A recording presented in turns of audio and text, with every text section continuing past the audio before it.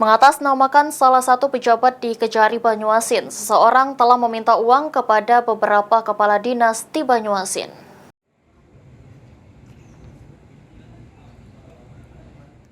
Di tengah penyelidikan kasus dugaan korupsi di UPTD Laboratorium Dinas Lingkungan Hidup Banyuasin, Kejaksaan Negeri Banyuasin diterpa isu tidak sedap. Sejumlah organisasi perangkat daerah atau OPD melaporkan adanya oknum yang mengatasnamakan pejabat Kejari Banyuasin untuk meminta uang dalam jumlah besar.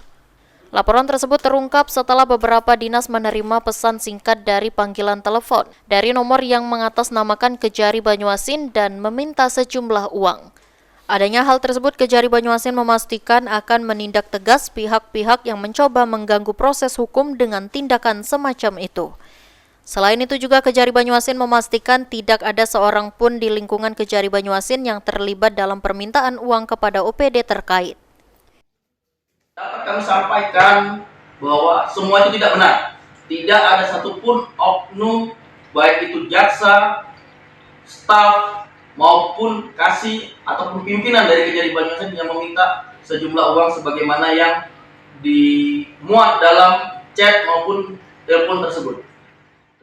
Didi menghimbau masyarakat agar waspada terhadap oknum-oknum yang mencoba memanfaatkan situasi untuk keuntungan pribadi dan meminta masyarakat untuk tidak mudah terpengaruh dengan klaim yang mengatasnamakan Kejari Banyuasin. Suryadi, PAL TV.